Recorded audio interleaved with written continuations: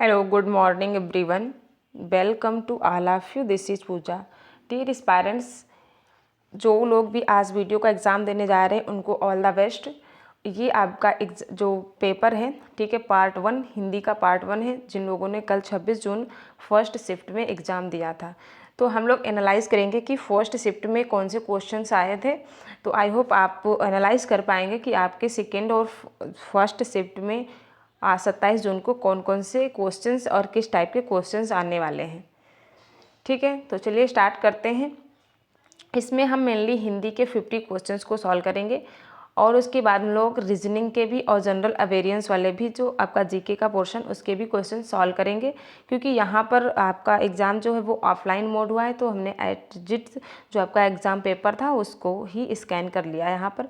ठीक है, तो आप नेक्स्ट वाले क्वेश्चंस को सॉल्व करने के लिए चैनल सब्सक्राइब कर लें, जिससे आपको सबसे पहले वीडियो का नोटिफिकेशन मिल जाए।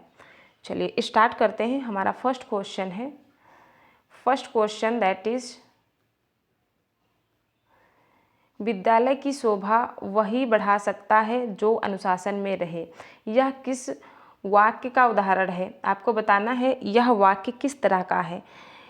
संयुक्त वाक्य है, प्रश्नवाचक वाक्य है, सरल वाक्य है, मिश्र वाक्य है। तो यहाँ पर आपका करेक्ट आंसर हो जाएगा ऑप्शन नंबर ए, यह एक संयुक्त वाक्य है। चलिए नेक्स्ट क्वेश्चन, क्वेश्चन नंबर 2, श्रुत श्रम भिन्नार्थक शब्द युग्म लक्ष्य और लक्ष्य का उचित अर्थ है। लक्ष्य और लक्ष्य का उचित अर्थ है उद्देश्य लाख, देखने योग्य संपत्ति, 3 रुपया, लाख उद्देश्य। बताइए, तो यहाँ पर आपका करेक्ट आंसर क्या हो जाएगा? ऑप्शन नंबर ए, उद्देश्य। इस लक्ष्य में होता है उद्देश्य और इस लक्ष्य का मतलब है लाख। ठीक है, तो यहाँ पर आपका करेक्ट आंसर हो गया ऑप्शन नंबर ए। चलिए नेक्स्ट क्वेश्चन, क्वेश्चन नंबर 3, किस विकल्प में शब्द युग्म का अर्थ भेद सही नहीं है? शब्द युग्म अर्थ भेद, अभिराम, अविराम मीन्स होता है स्थिर लगातार, आदि आदि, आरंभ अभ्यस्त, अचल अंचल, स्थिर क्षेत्र, अयस अयस, बदनामी लोहा। तो यहाँ पर आपका करेक्ट आंसर क्या हो जाएगा? That is option number C. ठीक है, ऑप्शन नंबर सी जो ये आपका करेक्ट मैच नहीं है, अचल और अंचल। चलिए नेक्स्ट क्वेश्चन, क्वेश्चन नंबर 4, निम्नलिखित में से कौन सा वाक्य संयुक्त वाक्य का उदाहरण है? इनमें से आपको बताना है कौन सा संयुक्त वाक्य का उदाहरण है। तो यहाँ पर आपके पास करेक्ट ऑप्शन क्या हो जाएगा? संयुक्त वाक्य। तो आपको ढूंढना है कि वाक्य उससे जोड़ रहा हो, है ना, जैसे जो है जोड़ने वाला शब्द होगा। यह वही बच्चा है जो कल गिर गया था, जो परिश्रम करेगा उसे सफलता मिलेगी, शाम हुई और गाय घर लौट आई। तो बताएं यहाँ पर आप संयुक्त वाक्य कौन सा है? तो यहाँ पर आपका करेक्ट आंसर हो जाएगा ऑप्शन नंबर सी, शाम हुई और गाय लौट आई। चलिए नेक्स्ट क्वेश्चन, क्वेश्चन नंबर 5, बात जुर्बा। ठीक है, बात तजुर्बा शब्द में कौन सा उपसर्ग है? तो बात तजुर्बा में आपका उपसर्ग हो जाएगा बा। ठीक है, नेक्स्ट क्वेश्चन, क्वेश्चन नंबर 6, निम्नलिखित में से कौन सा वाक्य मिश्र वाक्य है? इनमें से आपको बताना है कौन सा मिश्र वाक्य है। तो आप पढ़ेंगे फिर बताएंगे यहाँ पर आपका कौन सा मिश्र वाक्य है। तो option number D is correct. चलिए क्वेश्चन नंबर 7, निम्न में से शुद्ध वाक्य कौन सा है? इनमें से आपको एक शुद्ध वाक्य बताना है। तो यहाँ पर आपका करेक्ट आंसर है option number A, option number A. चलिए नेक्स्ट क्वेश्चन, क्वेश्चन नंबर 8,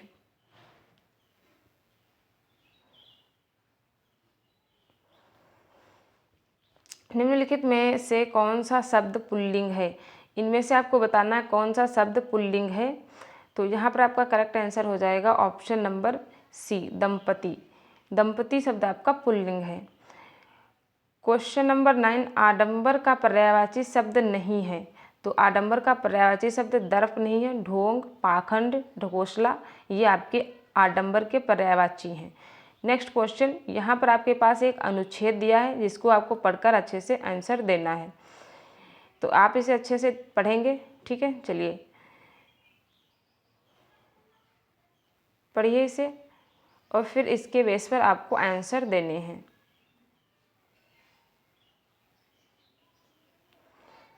तो आई होप आपने अच्छे से पढ़ लिया होगा। चलिए हमारे पास क्वेश्चन है, बड़े बांधों का निर्माण करना अधिक जटिल क्यों होता है? इसका आंसर आपके पैराग्राफ में ही है, तो यहाँ पर आपका करेक्ट आंसर हो जाएगा option number D. Option number D is correct answer. चलिए नेक्स्ट देख लेते हैं। क्वेश्चन नंबर 11, जल की मांग क्यों बढ़ती जा रही है? यह भी आपके पैराग्राफ से क्वेश्चन है। औद्योगिकीकरण में वृद्धि और वर्षा से बढ़ती जनसंख्या तथा कृषि में विस्तार होने से। तो आपका करेक्ट आंसर हो जाएगा option number A. Option number A is correct answer. चलिए नेक्स्ट क्वेश्चन नंबर 12, जल संचयन वह है जिसमें जिसमें सही कथन से वाक्य को पूरा करें। वर्षा जल को मुख्यतः भवनों की छत पर इकट्ठा करके भूमि में संरक्षित करके आगे काम में लिया जाता है। तो यही आपका यहाँ पर करेक्ट हो जाएगा ऑप्शन नंबर ए। चलिए नेक्स्ट क्वेश्चन नंबर 13, जल संरक्षण का सही समास विग्रह और समास का नाम है। जल संरक्षण का आपको समास विग्रह करना है। जल संरक्षण तत्पुरुष समास है। जल का संरक्षण अव्ययीभाव समास है। संरक्षण किया जल है जिसका, जल के लिए संरक्षण कर्मधारय समास। तो बताइए यहाँ पर आपका क्या सही हो जाएगा? जल का संरक्षण या जल के लिए संरक्षण। तो यहाँ पर आपका करेक्ट आंसर हो जाएगा ऑप्शन नंबर डी, जल के लिए संरक्षण। तो आपका यहाँ कर्मधारय समास हो जाएगा। ठीक है, चलिए क्वेश्चन नंबर 14, बांध का निर्माण किया जा सकता है। तो इनमें से आप ऑप्शन पढ़ेंगे और बताएंगे बांध का निर्माण कैसे किया जा सकता है। तो यहाँ पर आपका करेक्ट आंसर हो जाएगा ऑप्शन नंबर सी। चलिए नेक्स्ट क्वेश्चन नंबर 15, कंठ से उत्पन्न होने वाले वर्ण हैं। तो आपके का वर्ग के सभी वर्ण कैसे होते हैं? कंठोष्ठ होते हैं। तो यहाँ पर आपका करेक्ट आंसर हो जाएगा option number B. Option number B is correct answer. चलिए नेक्स्ट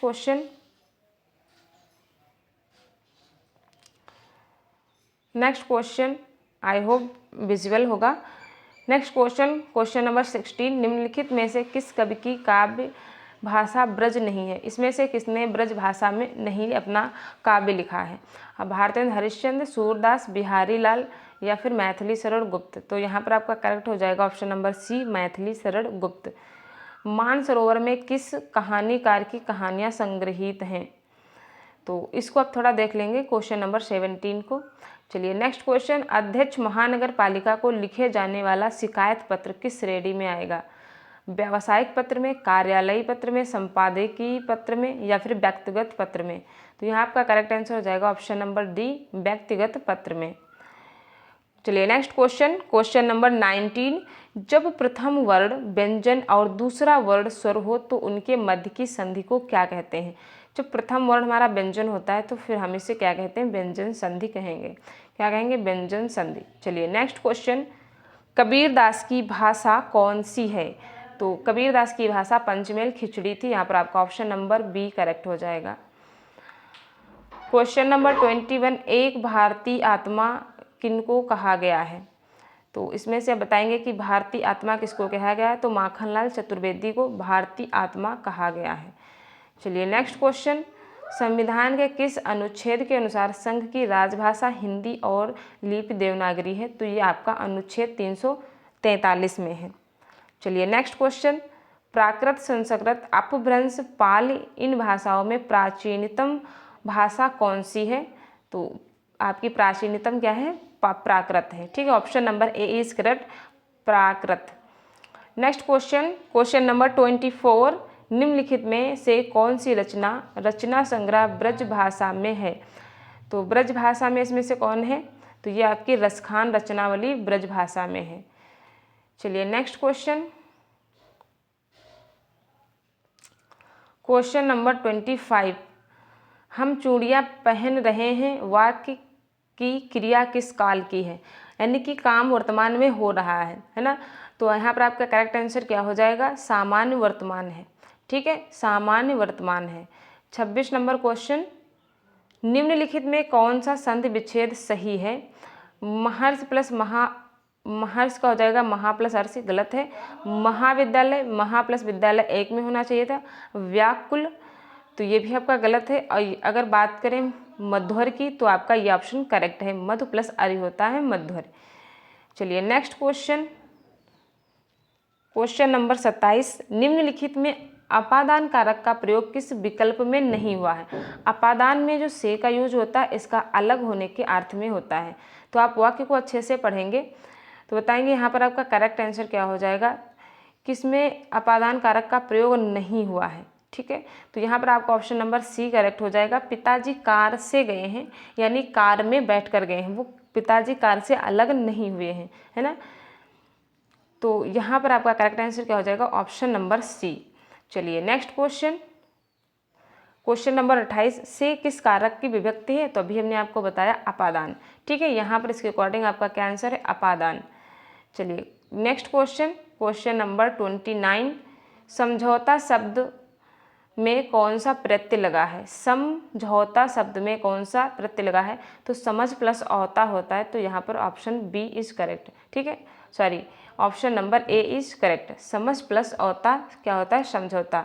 समझौता में औता प्रत्यय लगा है। चलिए नेक्स्ट क्वेश्चन, निम्नलिखित में से व्यष्टि शब्द का विलोम शब्द क्या होगा। तो व्यष्टि का विलोम आपका समष्टि होता है। ठीक है, समष्टि। नेक्स्ट क्वेश्चन नंबर 31, निम्नलिखित में से कौन सा समास का प्रकार नहीं है। इसमें से आपको बताना है कौन सा सही समास प्रकार नहीं है। पंचवटी द्विक समास है, सही है। विद्या भंडार, विद्या के लिए भंडार, तो यहाँ पर आपका ऑप्शन नंबर बी भी करेक्ट है। पर्ण कुटी, पर्ण पत्तों की कुटी, तो ये आपका गलत है। यथा नियम, अव्ययी भाव समास, यथा जथा जहाँ पर हो अव्ययी भाव समास होता है। तो यहाँ पर आपका करेक्ट आंसर क्या हो जाएगा, option number C. Option number C is correct answer. चलिए नेक्स्ट क्वेश्चन, क्वेश्चन नंबर 32, कबहू हो यह रहीन रहा गो। ये आपकी पंक्तियां हैं। ठीक है, इसे आप अच्छे से पढ़ेंगे और बताएंगे कि इनमें कौन सा रस है। तो यहाँ पर करेक्ट आंसर हो जाएगा शांत रस। इन पंक्तियों में आपका शांत रस है। चलिए नेक्स्ट क्वेश्चन, क्वेश्चन नंबर 33, निम्नलिखित उदाहरणों में से श्रृंगार रस का उदाहरण कौन सा है। ये आपके पास जो है रस हैं। ठीक है, इन्हें आपको पढ़कर बताना है इनमें से कौन सा श्रृंगार रस का उदाहरण है। आई होप आपको चारों ऑप्शंस क्लियर दिखाई दे रहे होंगे, है ना, क्लियर होंगे। तो बताइए यहाँ पर इन ऑप्शंस में से इनमें से किसमें श्रृंगार रस है। तो आप इसे अच्छे से पढ़ेंगे। राणा प्रताप का कोड़ा था, आज इसमें क्या श्रृंगार रस होगा, या फिर अश्रु रश्मियाँ, या फिर पानी घेरा बुदबुदा, असमानस की जात, या फिर पास ही मिलकर उगी है बीच में अलसी हटली, देह की पतली कमर की है लचीली, नीले फूले फूल को सर चढ़कर। तो यहाँ पर आपका करेक्ट आंसर हो जाएगा ऑप्शन नंबर डी। ठीक है, यहीं पर आपका श्रृंगार रस की बात हुई है। यहाँ पर आपका श्रृंगार रस है। चलिए नेक्स्ट क्वेश्चन, निम्नलिखित में से कौन सा अर्थालंकार का एक प्रकार है। इनमें से आपको बताना है अर्थालंकार। आपके अलंकार दो प्रकार के हैं ना, अर्थालंकार, शब्दालंकार। तो बताइए इनमें से कौन सा अर्थालंकार का प्रकार है। तो आपका करेक्ट आंसर हो जाएगा ऑप्शन नंबर बी, रूपक अलंकार। रूपक अलंकार आपका अर्थालंकार का जो है प्रकार है।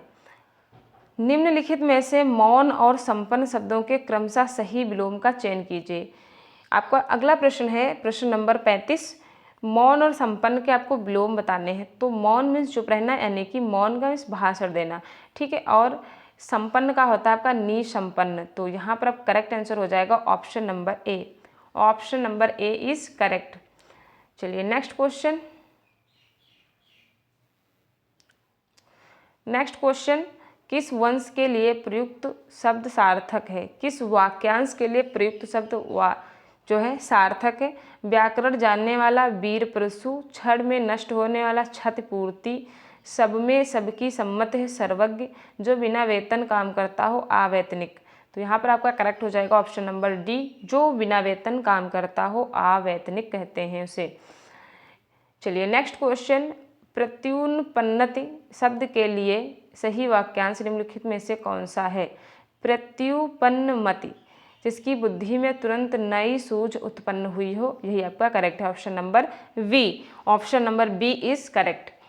चलिए नेक्स्ट क्वेश्चन नंबर 38। निम्नलिखित में से कौन सी वर्तनी शुद्ध है? तो आशीर्वाद बताएंगे यहाँ पर कौन सा सही से लिखा है, तो option number D is correct. ठीक है, option number D is correct. Question number 39। निम्न में से कौन से विकल्प में पर्यायवाची युग्म सही नहीं है? तो बताएंगे आप इनके पर्यायवाची सही नहीं है। जलधि, अम्बुद सही नहीं पूछा है आपसे। सरोवर, पुष्कर, फण, उर्ग, पुरंदर, अमरपति। तो यहाँ पर आपका करेक्ट ऑप्शन हो जाएगा ऑप्शन नंबर ए, जलधि और अम्बुद। ठीक है, जलधि और अम्बुद। Question number 40।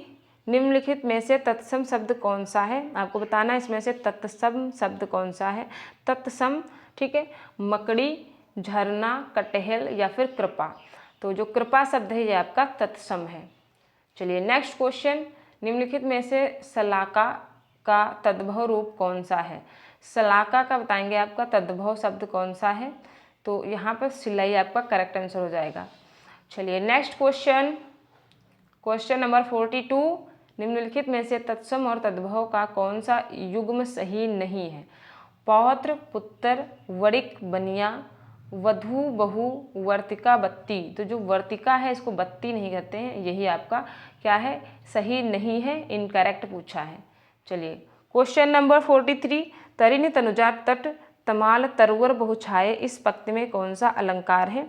तो ता वर्ड की यहाँ आवृत्ति हो रही है, ता वर्ड की आवृत्ति है, तो यहाँ पर आपका करेक्ट आंसर हो जाएगा ऑप्शन नंबर डी, अनुप्रास अलंकार। यहाँ पर आपका अनुप्रास अलंकार हो जाएगा। चलिए नेक्स्ट क्वेश्चन। तिथि शब्द का बहुवचन है, तो तिथि शब्द का बहुवचन ये तिथियां, ये आपका सही हो जाएगा। घर का भेदी लंका ढावे। नेक्स्ट क्वेश्चन है, घर का भेदी लंका ढावे कहावत का निम्नलिखित में से कौन सा सही अर्थ है? तो यहाँ पर आपका ऑप्शन नंबर डी सही हो जाएगा। घर का भेद बताने से लंका ढह जाती है। ठीक है, चलिए नेक्स्ट क्वेश्चन, क्वेश्चन नंबर 46। ठठेरा शब्द की स्त्रीलिंग इनमें से क्या होगा? तो इसका आपका सही करेक्ट हो जाएगा ठठेरिन, ठठेरिनी, ठठेरी या ठठारी। तो आपका ऑप्शन नंबर ए करेक्ट होना चाहिए यहाँ पर, ठठेरिन। ठीक है, ठठेरा शब्द का स्त्रीलिंग ठठेरिन होता है। आँखों का तारा मुहावरे का क्या अर्थ है? तो आँखों का तारा मतलब कि अति प्रिय होना, तो यहाँ ऑप्शन नंबर डी आपका करेक्ट है। चलिए क्वेश्चन नंबर 48। मान न मान मैं तेरा मेहमान कहावत का अर्थ बताइए। जबरदस्ती गले पड़ना, मेहमान नवाजी करना, मेहमान न बनना, मेज़बानी करना। तो यहाँ पर आपका करेक्ट आंसर हो जाएगा ऑप्शन नंबर ए, जबरदस्ती गले पड़ना। चलिए नेक्स्ट क्वेश्चन। निम्नलिखित में से वाक्य के शुद्ध रूप का चयन कीजिए। ठीक है, इनमें से आपको शुद्ध वाक्य बताना है, तो आप इसे अच्छे से पढ़ेंगे, फिर आप बताएंगे इसमें से क्या करेक्ट है। तो यहाँ पर आपका option number C is correct. चलिए लास्ट क्वेश्चन, हमारे पार्ट 1 का हिंदी का लास्ट क्वेश्चन, क्वेश्चन नंबर 50। निम्न विकल्प में सभी शब्द तद्भव हैं। ठीक, आपको बताना है इनमें से किसमें सभी तद्भव हैं। सुत, झरना, नयन, गात, गणपत, ग्राहक, सहज, संजोग, समंदर, छकड़ा, काजल, खेत। तो यहाँ पर आपका सही हो जाएगा ऑप्शन नंबर डी। जो खेत इसका क्षेत्र होता है, काजल का ये कालिक होता है, और ये छकड़ा ये भी आपका क्या है, ये आपका तद्भव शब्द है। ठीक है, ये तत्सम नहीं है, तो इसका ऑप्शन नंबर आपका डी इज करेक्ट। ठीक है, 50 का आंसर डी करेक्ट है। तो आई होप यहाँ तक आपने सभी क्वेश्चन अच्छे से कर लिया है ना। देखा आपने कितना इजी पेपर है। अगर आपने अच्छे से तैयारी की होगी तो डेफिनेटली बहुत इजी क्वेश्चन था, कुछ इसमें टफ नहीं था। तो चलिए आप रीजनिंग का पेपर सॉल्व करने के लिए चैनल को सब्सक्राइब कर लीजिए, जिससे आपको नोटिफिकेशन सबसे पहले मिल जाए और आप इसी तरीके से रीजनिंग की भी क्वेश्चन को सॉल्व कर पाएँ। तो आपको जल्द ही रीजनिंग का वीडियो मिल जाएगा। आप सभी लोग चैनल को सब्सक्राइब कर लें और अच्छे से तैयारी जो की है उसी में अपना विश्वास रखें, उसी में आप अपना जो है कंसंट्रेशन बनाए रखें और अच्छे से एग्जाम दें। ऑल द बेस्ट सभी को। मिलते हैं नेक्स्ट वीडियो में रीजनिंग के साथ, ठीक है, पार्ट 2 के साथ।